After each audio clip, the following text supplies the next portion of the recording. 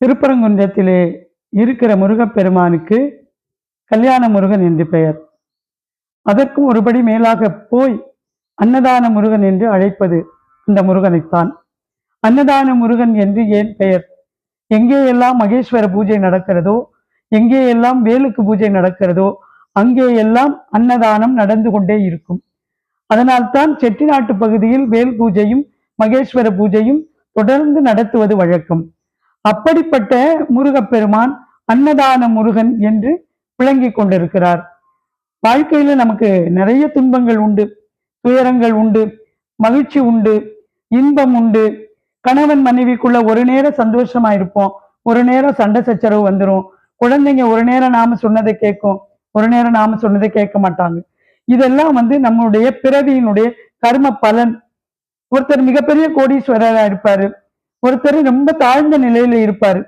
என்ன காரணம்னா, ஏதோ ஒரு பிறவியில் நாம் செய்த புண்ணியங்களும் பாவங்களும் தான் மனித பிறவியில் கர்மாவா நம்மை ஆட்சி செய்கிறது. அதனால ஒருத்தர் நல்லா இருப்பாரு, ஒருத்தர் சிரமத்துக்கு சங்கடத்துக்கு ஆளாகி இருப்பார்.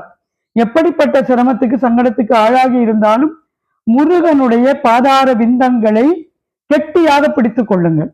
அப்படி பிடித்து கொண்டால் முருகப்பெருமான் எவ்வளவு பெரிய பிரச்சனையில இருந்தாலும் அதிலே இருந்து நம்மை கரை சேர்க்கக்கூடிய கடவுளாக இருக்கிறவன் நம்முடைய கந்த கடவுள். அதனால முருகனை கெட்டியா பிடிச்சுக்கணும். அருமையா சொல்லுவாங்க, வேல் பிடித்த வித்தகனது கால் பிடித்தால் எல்லாம் கிடைக்கும். வேல் பிடித்த வித்தகன் யாரு? எம்பெருமான் முருகப்பெருமான். அவன் காலை பிடிச்சுக்கணும். அவன் காலை பிடிச்சுக்கிட்டா நமக்கு எல்லாம் கிடைக்கும். எது கேட்டாலும் கிடைக்கும். நல்லதை கேட்கணும், நல்லவற்றை கேட்கணும். நான் நல்லா இருக்கணும், எல்லாரும் நல்லா இருக்கணும், அந்த நிழல்ல நானும் நல்லா இருக்கணும் அப்படின்னு கேட்கணும். திருப்பரங்குன்றத்தில் இருக்கிற முருகனை போய் பார்க்க போகணும்னு நினைக்கிறீங்களா? நீங்க செய்ய வேண்டியது ஒன்னே ஒண்ணுதான். என்ன தெரியுமா? திருப்பரங்குன்றத்துக்கு போங்க. போய் அங்க இருக்கிற சரவண தீர்த்தத்துல தீர்த்தம் ஆடணும். இங்க இருந்து நாம தீர்த்தம் ஆடிட்டு தான் போறோம். போன உடனே நேர மலையில ஏறி போய் முருகனை பார்க்க போறோம். அப்படி போகக்கூடாது. சரவண தீர்த்தத்துல தீர்த்தம் ஆடி அங்க துணியெல்லாம் வஸ்திரங்களை எல்லாம் மாற்றிக்கொண்டு எம்பெருமான் முருகப்பெருமானை போய் வணங்கி, அந்த வேலையும் வணங்கி, தெய்வானையோடு மணக்கோலத்திலே இருக்கிற முருகப்பெருமானை மனம் மொழி மெய்களால் வணங்கி விட்டு வெளியில வருவோம்.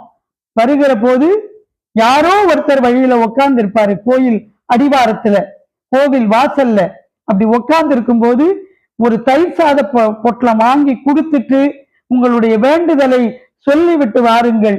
வீட்டுக்கு வர்றதுக்குள்ளேயே அதை நிறைவேற்றி தரக்கூடிய கடவுளாக இருக்கிறவர் முதல் படை வீட்டிலே இருக்கிற எம்பெருமான் முருகப்பெருமான் சுப்பிரமணிய சுவாமி. அதனால்தான் அவருக்கு அன்னதான முருகன் என்று பெயர்.